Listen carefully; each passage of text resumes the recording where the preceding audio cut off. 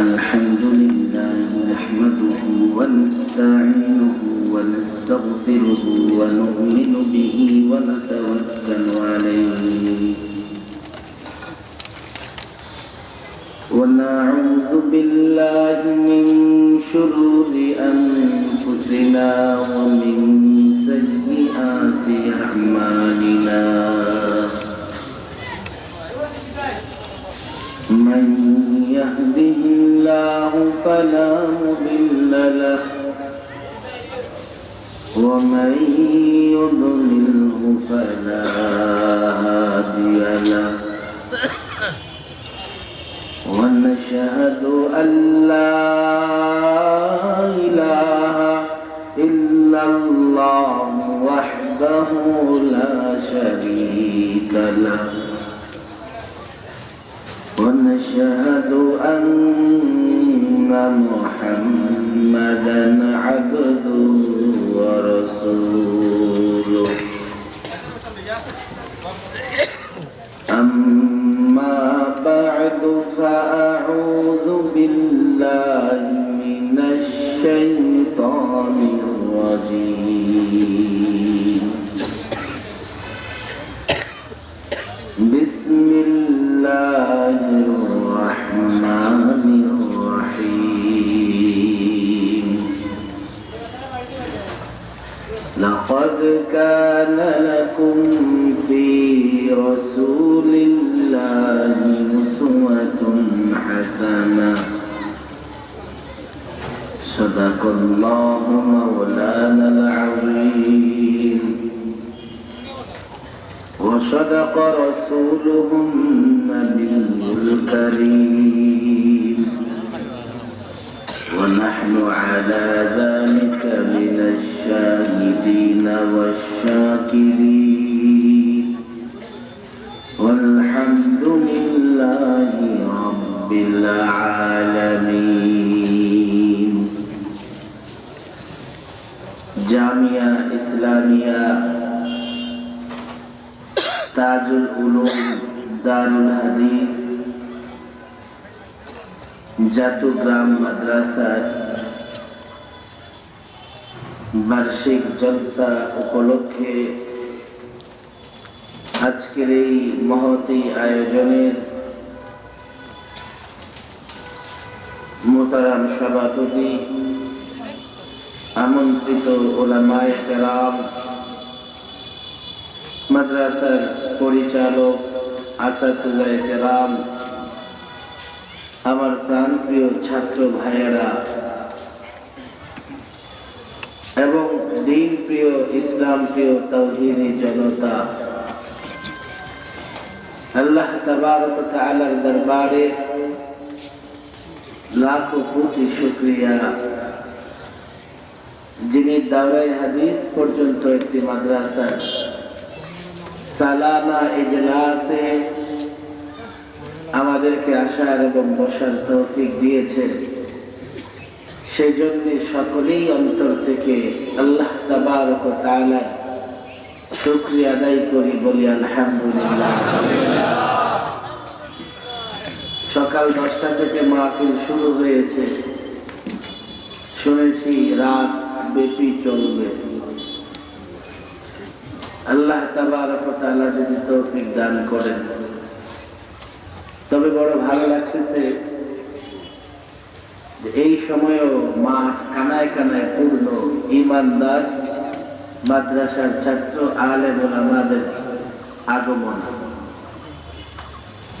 এবং আমি এখানে এসে যতদূর জেনেছি, আগেও আমি এখানে প্রোগ্রামে এসেছিলাম তাওয়াতুলে, আলেম ওলামা, পীর মাশায়েখ, দিনদার বুজুর্গদের পদার্পণে ধন্য এই গোয়াইনঘাট এলাকা। আমার সঙ্গে দেখা করেছেন আপনাদের এই ভাইস চেয়ারম্যান, তিনিও একজন আলেম। আর আপনাদের এই উপস্থিতি এটা প্রমাণ করে যে হ্যাঁ, সত্যিকার অর্থে এই গোয়াইনঘাট আলেম ওলামা এবং তৌহিদি জনতার এলাকা।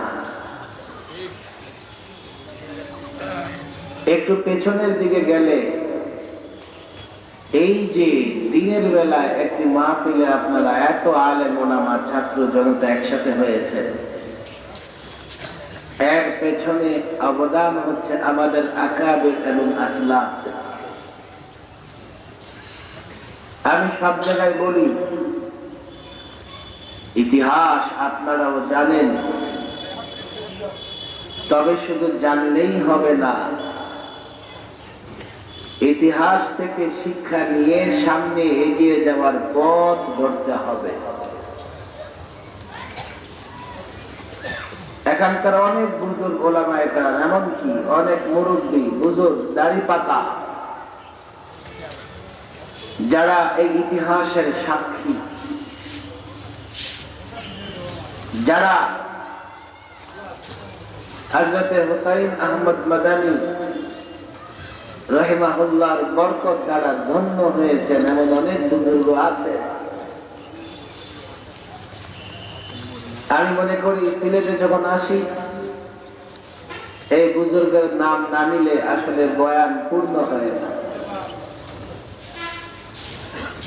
সময় বড় কঠিন, চারদিকে দুর্যোগের ঘনঘটা। আলেম ওলামা ছাত্র জনতা বুঝবার চেষ্টা করো, দেশ আজকে হুমকির সম্মুখীন। দেশের স্বাধীনতা, সার্বভৌমত্ব, দেশের ভূখণ্ডটি টিকে থাকবে কিনা, আমরা স্বাধীনভাবে এদেশে বসবাস করতে পারবো কিনা, এদেশে ঈমান ইসলাম নিয়ে বেঁচে থাকতে পারবো কিনা, এই ধরনের একটা প্রশ্ন দেখা দিয়েছে।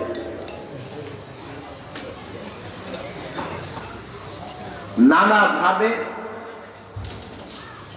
নানা মুসিবতে আমরা পড়ে গেছি। একদিকে শাসক গোষ্ঠী, যাদেরকে আমরা ইসলাম বুঝাতে পারছি না, অন্যদিকে বিনদেশী হায়না, যারা 24 ঘন্টা ষড়যন্ত্র করতেছে কি করে এই বাংলাদেশটাকে দখল করা যায়, এদেশের মানুষকে আবার গোলামের জিঞ্জিরে আবদ্ধ করা যায়। আপনারা মনে করবেন যে কি করে সম্ভব, আমরা আবার গোলামে পরিণত হব? পারবে না কেউ। আমাকে বলেন কেন পারবে না? ইংরেজ যখন আসে, এই ভারত উপমহাদেশের ক্ষমতা মুসলমানদের হাতে ছিল। আলেম ওলামাদের অনেকেই স্বপ্ন দেখেন, স্বপ্ন দেখা ভালো, তবে বাস্তবতাও অনুধাবন করতে হবে। বাস্তবে আমরা কোথায় আছি, আমাদের দ্বারা কি হচ্ছে। ইংরেজ পর্যায়ক্রমে ভারতবর্ষ দখল করে দেয়, প্রায় 250 বছর আমরা গোলাম ছিলাম। আপনারা যারা সিলেটের মানুষ, আপনাদের কাছে ইতিহাস তো বাস্তবতা। কেননা ইংরেজ বিতাড়নে যে মহামনীষী জীবনের শেষ মুহূর্ত পর্যন্ত আন্দোলন সংগ্রাম করেছে, সেই মনীষীর একাধিকবার আগমনে ধন্য হয়েছে সিলেটের মাটি।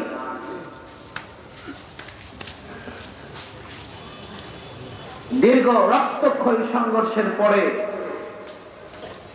লাখো আলেমের জীবন কুরবানির পরে, লাখো আলেমের নির্যাতন কারাবরণের পরে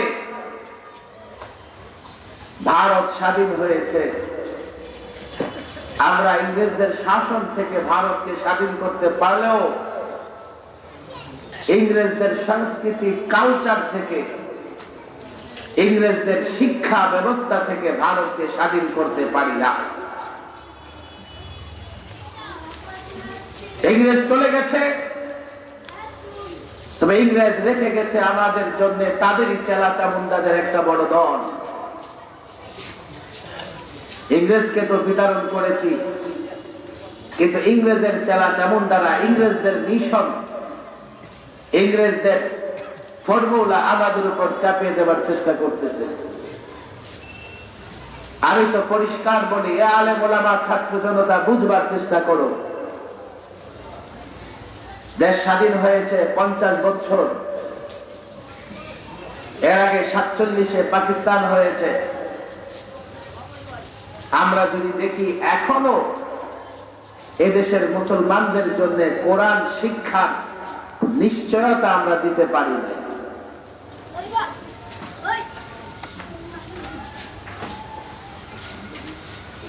এখনো এমন অনেক মুসলমানের সন্তান আছে যারা কোরআন শিখে নাই, নামাজ পড়তে পারে না। আছে না নাই? কি করলাম আমরা 50 বছরে? এখনো প্রত্যেকটা মুসলমানের সন্তানের জন্য কোরআন শিক্ষাকে বাধ্যতামূলক করতে পারলাম না। কেন পারেনি? ইংরেজ চলে গেছে, ইংরেজের তাবেদাররা এখনো আছে। আজও বাংলাদেশে হিজাব নিয়ে কটূক্তি করা হয়। কোন কোন কলেজ ইউনিভার্সিটিতে হিজাব পড়ে গেলে তাকে প্রবেশ করতে দেওয়া হয় না।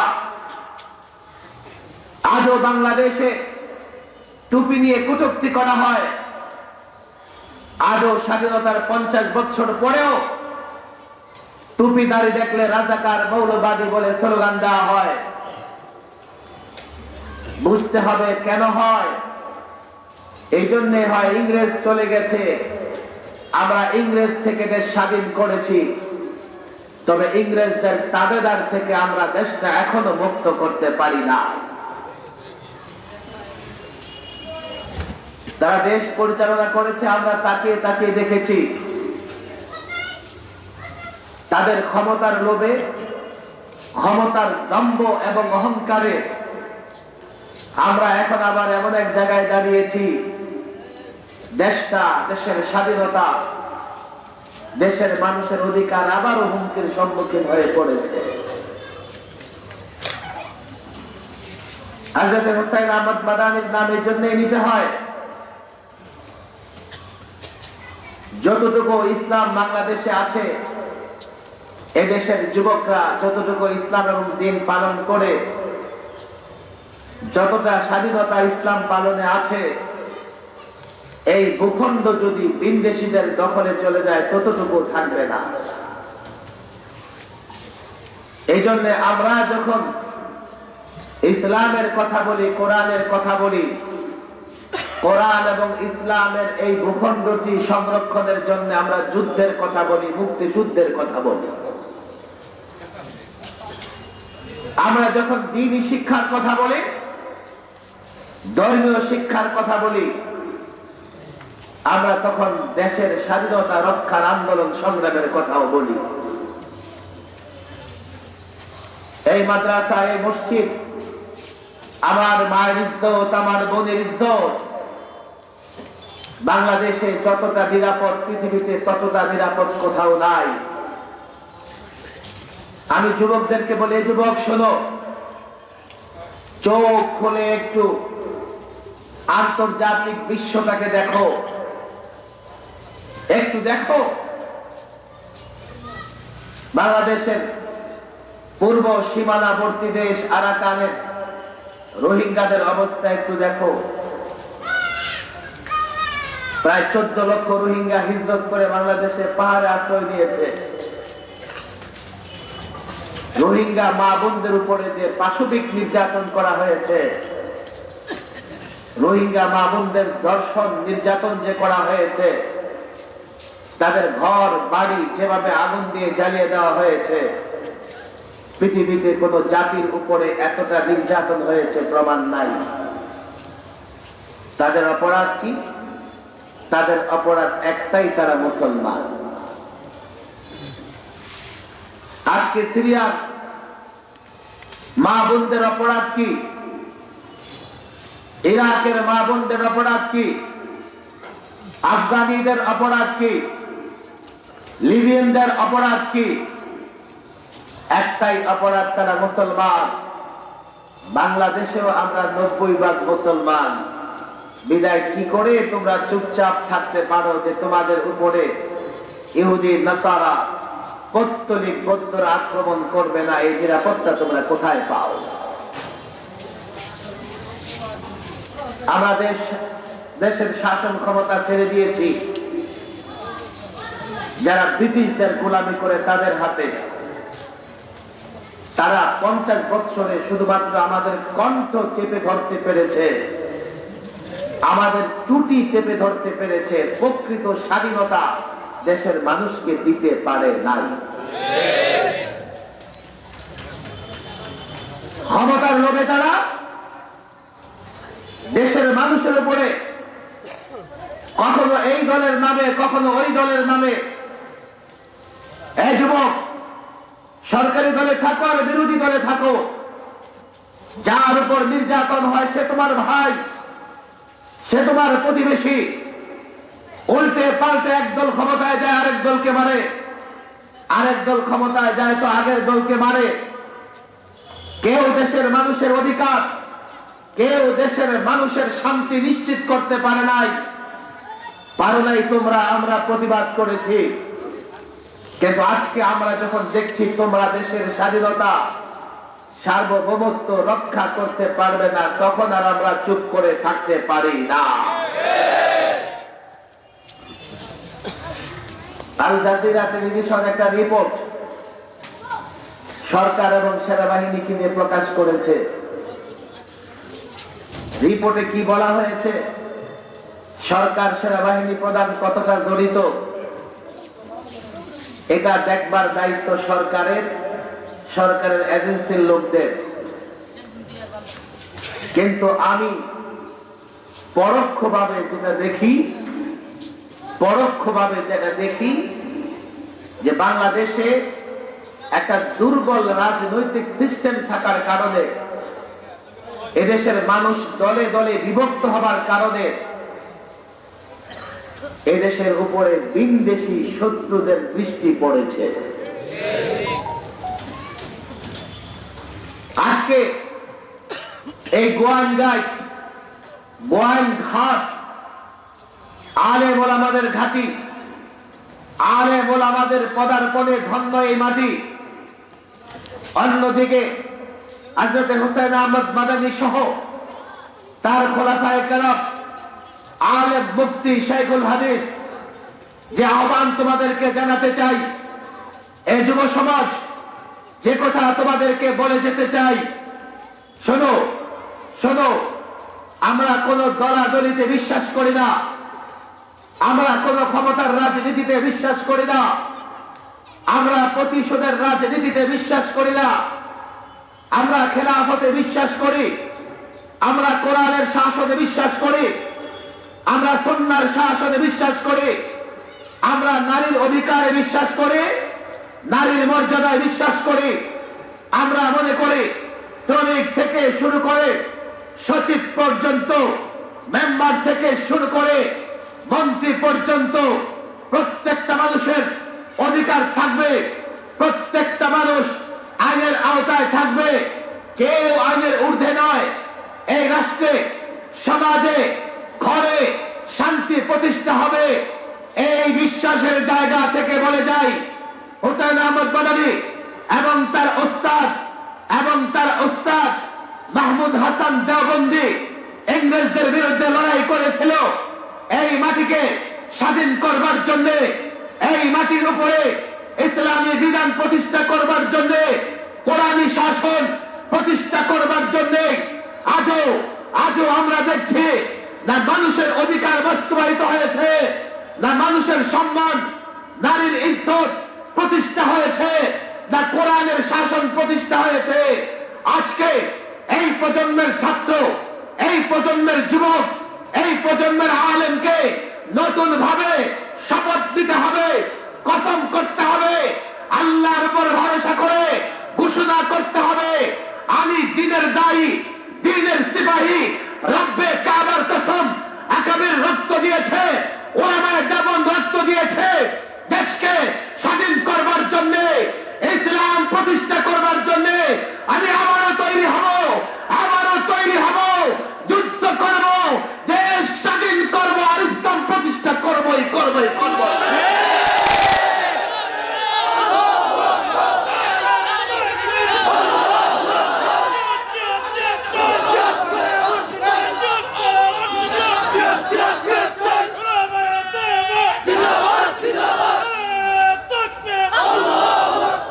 পরিষ্কার বলছি, আকাবেররা নসিহত করেন, ফাজাইল বর্ণনা করেন, আমি খেলাফতের দিকে দাওয়াত দিচ্ছে যুবক। এই ছাত্র জনতা আমি জানি না কিভাবে কোরআন সুন্নাহ প্রতিষ্ঠিত হবে, কিভাবে নারী তার অধিকার ফিরে পাবে, কিভাবে নারী তার মর্যাদা ফিরে পাবে, এতিম অসহায় শ্রমিক কি করে তার অধিকার ফিরে পাবে, কিভাবে পাবে আমি জানি না। তবে আমি জানি কোরআনী হুকুমত, ইসলামী হুকুমত, খেলাফত ব্যবস্থা যদি কায়েম হয়, স্কুল, কলেজ, ইউনিভার্সিটি, ছাত্র জনতা, যুবক, শোনো শোনো, মিথ্যে কথা তো দূরের কথা, মিথ্যে কথার ধারে কাছে আলেমরা যায় না। বর্তমানে যে পরিস্থিতি বিরাজ করছে, 50 বছরে আমরা তোমাদেরকে দ্বীনের পথে আহ্বান করেছি, শোনো নাই। আমরা এই রাষ্ট্রে দ্বীন প্রতিষ্ঠা করতে পারি নাই, কোরআন প্রতিষ্ঠা করতে পারি নাই। আজও যদি আমাদের ডাকে সাড়া না দাও, আজও যদি খেলাফত ব্যবস্থা প্রতিষ্ঠার জন্য প্রস্তুতি গ্রহণ না করো, দেখো দেখো, আমি তো আকাশে ঘন কালো মেঘ দেখতে পাচ্ছি।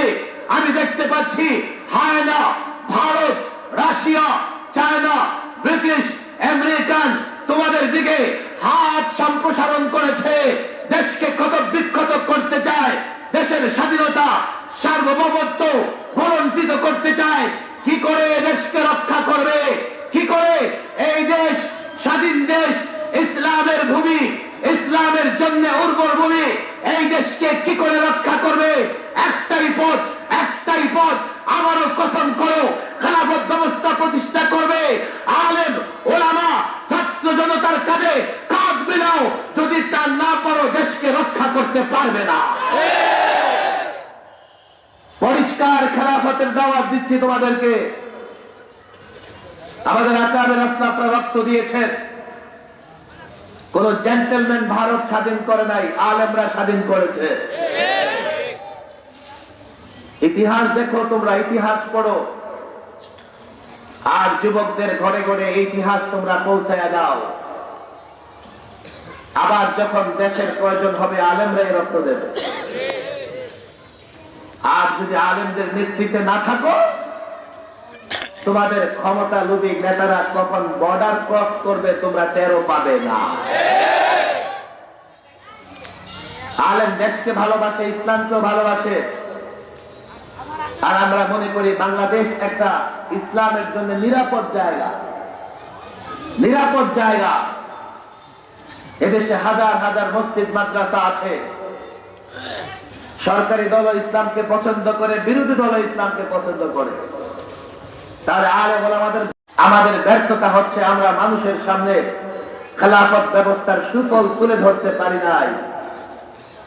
আমরা মানুষকে বুঝাতে পারি নাই দেশের প্রয়োজনে তোমরা রক্ত দাও নাই, রক্ত ওলামায়ে কেরাম দিয়েছে। দেশের প্রয়োজনে ওলামায়ে কেরাম ত্যাগ স্বীকার করেছে। ইংরেজ বিরোধী আন্দোলনে 57-এর পরে এক যুগে কমপক্ষে 20,000 আলেমকে ফাঁসির কাস্টে ঝুলতে হয়েছে। ইতিহাস পড়ো, ঐতিহাসিক কামসান লিখেছেন, আমি তাঁবুতে ফিরে গিয়ে দেখি মানুষ পোড়ার গন্ধ আছে। তাঁবুর পিছনে গিয়ে দেখি 20 জন আলেমকে উলঙ্গ করে আগুনে পোড়ানো হচ্ছে, আর 20 জনকে দাঁড় করিয়ে রাখা হয়েছে। তাদেরকে বলা হচ্ছে, বলো তোমরা ইংরেজ বিরোধী আন্দোলন করবে না, তোমাদেরকে ছেড়ে দেওয়া হবে। তিনি বলেন, আমি আমার সৃষ্টিকর্তার কসম খেয়ে বলি, একজন আলেমও ইংরেজদের পক্ষে নিতে, পক্ষাবলম্বন করতে রাজি হয় নাই। আমরা দেশের পক্ষের শক্তি, কারো বিরুদ্ধে কোনো কথা বলে আমরা রাষ্ট্রদ্রোহী নই। এই রাষ্ট্র আমার, আমি এই রাষ্ট্রের নাগরিক। এই রাষ্ট্র আমার রক্তের উপর প্রতিষ্ঠিত হয়েছে। আমি রাষ্ট্রদ্রোহী নই, আমি রাষ্ট্রের পক্ষের শক্তি। আমি দেশের স্বাধীনতা, সার্বভৌমত্ব রক্ষায় বদ্ধপরিকর। আর এই জন্যই আমি এটা মনে করি যে এটা ইসলামের একটা নিরাপদ জায়গা। আজকে দেশ যদি আক্রান্ত হয়, ক্ষমতালোভী শাসক, বিরোধী দল নেতা রাতের আধারে বাইপাস দিয়ে সীমান্ত পার হয়ে যাবে, কিন্তু আমরা ইসলামের স্বার্থে এই ভূখণ্ডের পক্ষে লড়াই করব, ইসলামের স্বার্থে লড়াই করব। আর আমরা লড়াই করতে পারি, এটা কল্পনা নয়, বাস্তবতা। আমাদের আকাবেররা লড়াই করে দেখিয়ে গেছে, নির্যাতন হয়েছে। হযরত হুসাইন আহমদ মাদানী, আমি ইতিহাস বলবো না, সময় কম, এখনই আসর নামাজ পড়তে হবে। তার উস্তাদ শাইখুল হিন্দ মাহমুদ হাসান দেওবন্দির নাম আমরা শুনেছি। আলেমদেরকে বলবো, এই প্রজন্মের যুবকদের কানে কানে গিয়ে বলো না কেন তোমরা, যে তোমরা কোন জাতি, তোমরা কোন জাতি, কেন যুবকদেরকে বলো না? আমরা কাঠের বলে চার ছক্কা পিটায়া বিশ্ব জয় করি না, আমরা বিশ্বকে পদানত করে বিশ্ব জয় করি। মাহমুদ হাসান দেওবন্দির ইন্তেকালের পরে তাকে যখন গোসল দেওয়া হচ্ছে, তো যারা গোসল দেয় চিৎকার করে উঠছে, কি ব্যাপার? মাহমুদ হাসান দেওবন্দির কোমরে দেখি গোশত নাই। বলা হলো ওনার শাগরেদ হুসাইন আহমদ মাদানী আসতেছেন, ওনাকে জিজ্ঞেস করবো ঘটনা কি। উনি আসার পরে জিজ্ঞেস করা হলো, উনি বললেন, আহা, ইংরেজরা আমার উস্তাদের উপরে যে জুলুম করেছে, এতদিন তো বলিনি, আজকে আর আমি গোপন রাখতে পারবো না। তাকে জেলখানায় আটকে রেখে প্রতিদিন মাটির নিচে এক গোপন কক্ষে নিয়ে যাওয়া হতো। গিয়ে বলতো, মাহমুদ হাসান, ইংরেজদের পক্ষে কথা বলো, তোমাকে ছেড়ে দেওয়া হবে। উনি রাজি হতেন না, তো লোহা গরম করে ওনার কোমরে সেকা দেওয়া হতো। এই মাদ্রাসার ছাত্ররা শোনো, আলেমরা শোনো, ভারত স্বাধীন করবার জন্য আকাবেররা কেন রক্ত দিয়েছে? ইসলামের জন্য ভূখণ্ড লাগে, স্বাধীন রাষ্ট্র লাগে, স্বাধীন দেশ লাগে। আজকে তোমরা যদি বাংলাদেশের রাজনীতি, বাংলাদেশের আন্দোলন সংগ্রাম থেকে পিছিয়ে পড়ো, এদের যখন ক্ষতিগ্রস্ত হবে, আমার বোরকা পরিহিতা নারীরা ক্ষতিগ্রস্ত হবে, আমার মায়েরা ক্ষতিগ্রস্ত হবে। আজকে তাকায় দেখো, ইরাকে প্রতিদিন আমেরিকান সোলজার, আমেরিকান সৈন্যরা মুসলিম নারীদের উপর নির্যাতন করছে। আজকে বাংলাদেশের ভূখণ্ড যদি ক্ষতবিক্ষত হয়, তাকায় দেখো, আরাকানে আমার মায়েদের ইজ্জত লুটেছে হায়দারা। লড়াই তোমাদের করতে হবে, মায়ের ইজ্জত রক্ষার জন্য, বোনের ইজ্জত রক্ষার জন্য, স্বাধীন ভূখণ্ড রক্ষা করবার জন্য লড়াই করতে হবে। পরিষ্কার বলে যাই, এই লড়াই হবে খেলাফত প্রতিষ্ঠার লড়াই, এই লড়াই হবে কোরআন প্রতিষ্ঠার লড়াই, এই লড়াই হবে রাসূলুল্লাহর সুন্নাহ প্রতিষ্ঠার লড়াই। এই লড়াইয়ে এ যুবক, কলেজ, ইউনিভার্সিটির ছাত্র, শোনো, রক্ত তোমাদের দিতে হবে না, তোমাদের অগ্রগামী হতে হবে না। আলেমেরা শাহাদাতের তামান্নায়, শাহাদাতের পেয়ালায় চুমু খাবার জন্য আগে থাকবে, লড়াইয়ের ময়দানে আগে থাকবে, মাদ্রাসার ছাত্ররা আগে থাকবে। তোমরা আলেমদের সঙ্গে থাকো। আল্লাহর কসম করে বলি, কোন হায়না, কোন কাফের, নাস্তিক, মুরতাদ, পত্তলিক বাংলাদেশে আঘাত করতে পারবে না।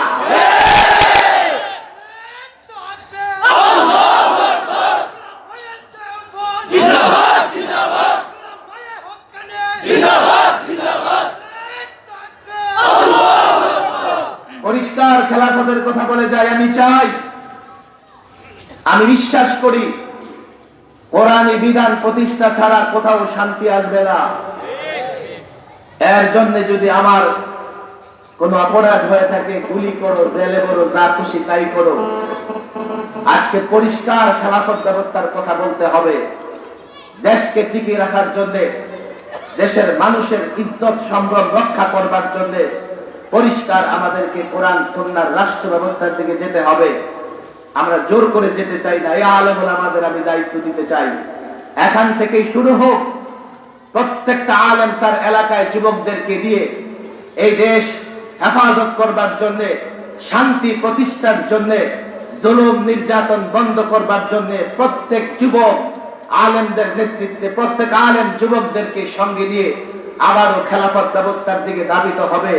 আমি জানি আলেম ওলামাদের কাছে ফর্মুলা আছে, কিন্তু সময় দিতে হবে, এগিয়ে যেতে হবে। আমরা যাতে দেশকে মুক্ত রাখতে পারি, ইসলামের জন্য নিরাপদ জায়গা, এই ভূমিকে মুক্ত করতে পারি, এই ভূমিকে স্বাধীন রাখতে পারি, এই ভূমিতে ইসলাম প্রতিষ্ঠা করতে পারি। এই জন্য আপনারা সকলে আমাদের সঙ্গে থাকতে রাজি আছেন তো ইনশাআল্লাহ? কারা কারা রাজি আছেন আলেমদের সঙ্গে থাকবেন? থাকবেন তো ইনশাআল্লাহ? আলেমদেরকে গালি দিবেন না তো? আলেমদের গালি দিবেন? আলেমদের সঙ্গে থাকবেন তো ইনশাআল্লাহ? এই মাদ্রাসার সঙ্গে থাকবেন তো ইনশাআল্লাহ? আল্লাহ তাবারক ওয়া তাআলা তৌফিক দান করুন। ওয়া মা তৌফিকি ইল্লা বিল্লাহ ওয়া মা আলাইনা ইল্লাল বালাগ।